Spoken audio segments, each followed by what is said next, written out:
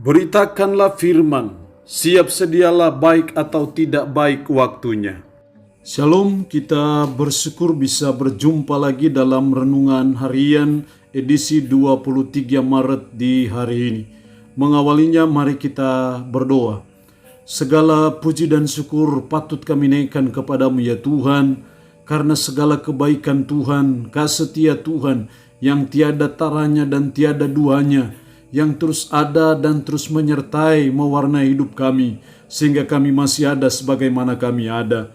Kami bersyukur Tuhan perkenankan kami untuk membaca, mendengar, dan merenungkan sebagian dari firman-Mu. Karena itu hamba berdoa, Roh-Mu yang kudus tolonglah kami, urapilah dan berkatilah kami dengan firman-Mu di hari ini. Dalam nama Tuhan Yesus Kristus kami berdoa. Amin. Nats firman Allah yang menjadi perenungan kita bersama di hari ini saya ambil dari Kolose pasal 1 ayat 15 sampai dengan ayatnya yang ke-23. Secara khusus saya baca ayatnya yang ke-23. Firman Allah berkata demikian. Sebab itu kamu harus bertekun dalam iman, tetap teguh dan tidak bergoncang, dan jangan mau digeser dari pengharapan Injil yang telah kamu dengar dan yang telah dikabarkan di seluruh alam di bawah langit, dan yang aku ini Paulus telah menjadi pelayannya. Demikian firman Allah di hari ini yang intinya mengajar kita supaya kita tetap teguh dalam iman kepada Kristus.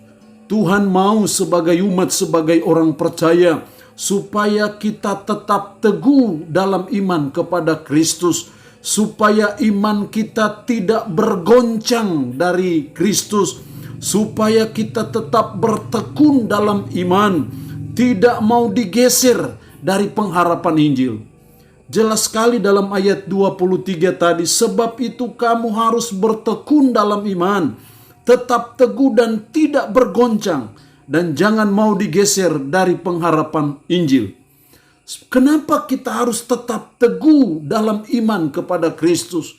Kenapa iman kita kepada Kristus tidak boleh tergoncangkan oleh apapun dan oleh siapapun?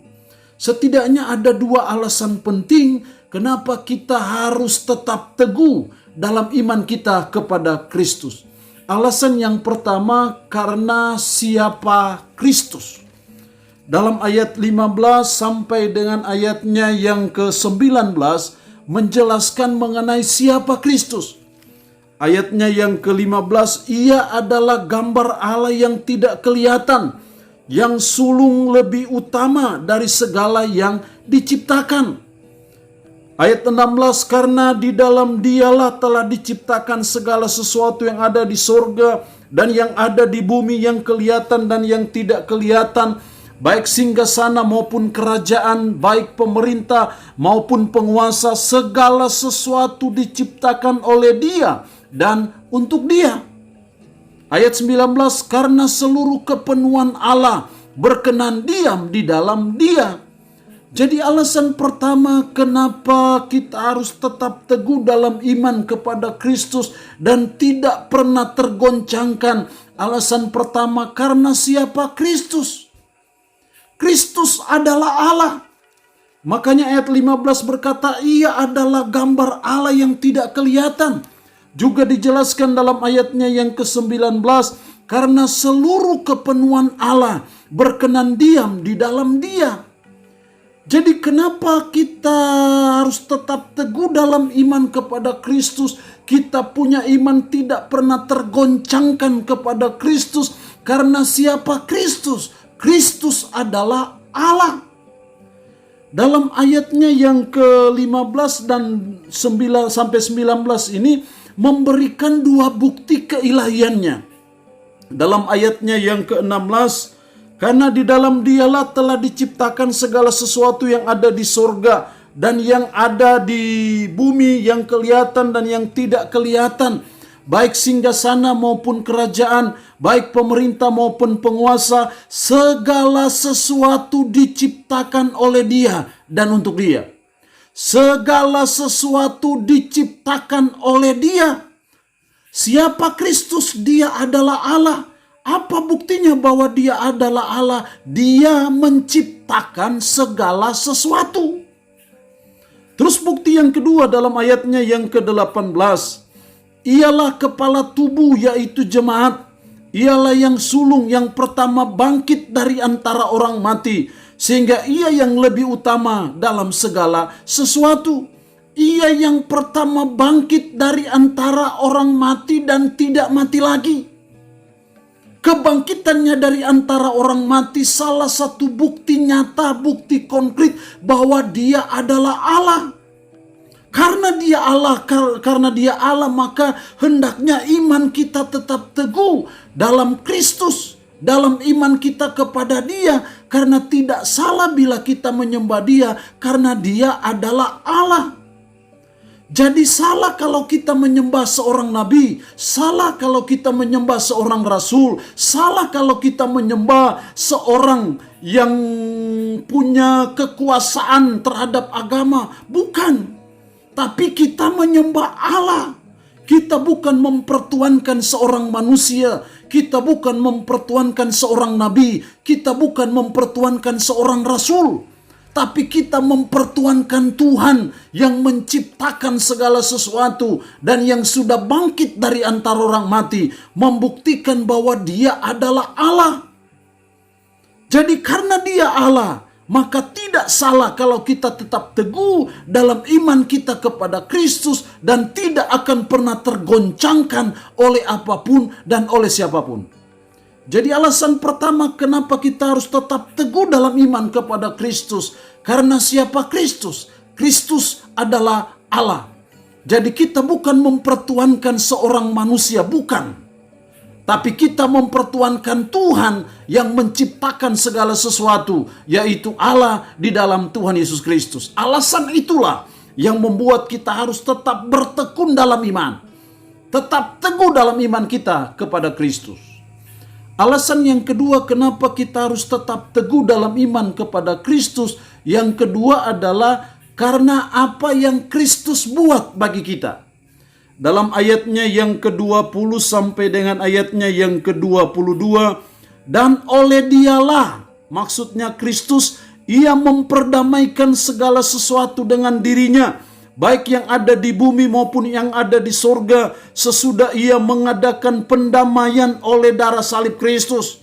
Diulang lagi dalam ayat 22, sekarang diperdamaikannya di dalam tubuh jasmani Kristus oleh kematiannya.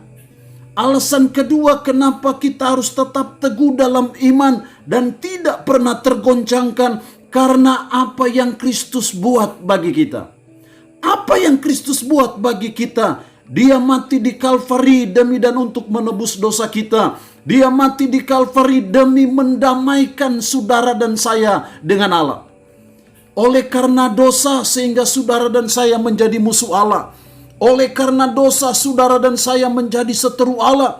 Tapi salib Kristuslah yang merekonsiliasi hubungan kita manusia yang berdosa dengan Allah. Sehingga oleh iman kita kepada Kristus, kita mengalami pendamaian. Kita diperdamaikan dengan Allah. Sehingga kita bukan lagi musuh Allah. Kita bukan lagi seteru Allah. Tetapi kita sudah menjadi sahabat Allah. Kalau kita sudah menjadi sahabat Allah, sahabat Kristus, berarti tidak mungkin ada penghukuman. Tidak mungkin lagi ada neraka bagi orang-orang yang sudah diperdamaikan dengan Kristus. Itulah yang Kristus buat bagi saudara dan saya sebagai umat. Karena itu kita harus tetap teguh dalam iman kepada Kristus dan tidak pernah tergoncangkan oleh apapun.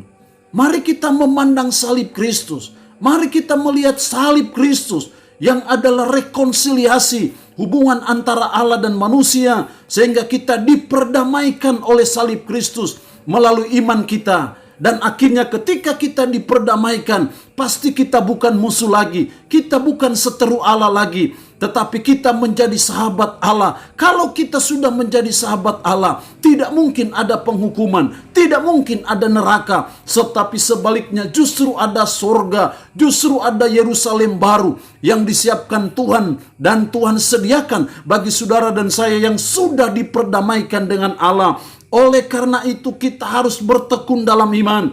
Oleh karena itu kita harus tetap teguh dalam iman. Oleh karena itu kita punya iman tidak tergoncangkan dan jangan mau digeser dari pengharapan Injil. Allah yang mempunyai firman ini memberkati kita dengan firman-Nya di hari ini. Amin. Bapa, mari kita tunduk kepala dan kita berdoa. Bapa, kami bersyukur untuk kebenaran firman-Mu di hari ini, yang mengajar kami supaya kami tetap teguh dalam iman kepada Kristus. Karena siapa Kristus? Kristus adalah Allah yang menciptakan segala sesuatu, yang sudah bangkit dari antara orang mati. Dan yang kedua, karena apa yang Kristus buat bagi kami. Engkau mati di Kalvari demi dan untuk menebus dosa kami, untuk mendamaikan, merekonsiliasi hubungan antara kami manusia yang berdosa dengan Allah, yang tadinya kami musuh Allah, yang tadinya kami seteru Allah, tapi diperdamaikan oleh salib Kristus melalui iman kami. Karena itu kami patut bersyukur. Karena itu tolong kami supaya kami tetap teguh dalam iman kepada Kristus dan tidak akan pernah tergoncangkan. Roh-Mu yang kudus menanamkan, memeteraikan firman Allah dalam hati dan pikiran kami, serta menyanggupkan kami untuk bisa memberlakukannya dalam kehidupan kami sehari-hari. Mohon berkat-Mu bagi umat-Mu yang boleh mendengarkan kebenaran firman-Mu di hari ini. Berkat kekuatan, berkat keselamatan, berkat umur panjang, berkat jasmani Tuhan berikan. Umat-Mu dalam pergumulan, Tuhan kuatkan dan teguhkan iman. Umat-Mu yang dalam keadaan sakit, dalam nama Yesus, Tuhan jamah dan Tuhan berikan kesembuhan. Terpujilah nama-Mu ya Tuhan. Dalam nama Tuhan Yesus Kristus kami berdoa. Amin. Shalom, sampai berjumpa lagi dalam renungan harian edisi berikutnya.